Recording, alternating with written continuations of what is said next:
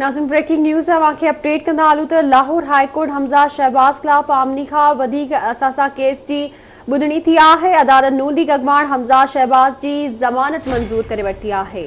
बिल्कुल नाज़रीन, अहम ख़बर अवां ताईं पहुचाई पिया। लाहौर हाई कोर्ट हमज़ा शहबाज खिलाफ आमदनी खां वधीक असासा ठाहिण वारे केस जी ॿुधणी कई। अदालत नून लीग अॻवान हमज़ा शहबाज जी ज़मानत मंज़ूर करे वरिती आहे ऐं खेसि आज़ादु करण जो हुकुम ॾिनो वियो आहे, जॾहिं त हमज़ा शहबाज खे 10 लख रुपयनि जा मचलका जमा कराइण जी बि हिदायत कई वई आहे। ब्रेकिंग न्यूज़ है अपडेट कंदा हलूं त लाहौर हाई कोर्ट हमज़ा शहबाज खिलाफ आमनी खां वधीक असासा केस जी ॿुधणी थी आहे। अदालत नून लीग अॻवान हमज़ा शहबाज जी ज़मानत मंज़ूर करे वरिती आहे। केस आज़ादु करण जो हुकुम ॾिनो वियो आहे। हमज़ा शहबाज खे 10 लख रुपयनि जा मचलका जमा कराइण जी हिदायत कई वई आहे।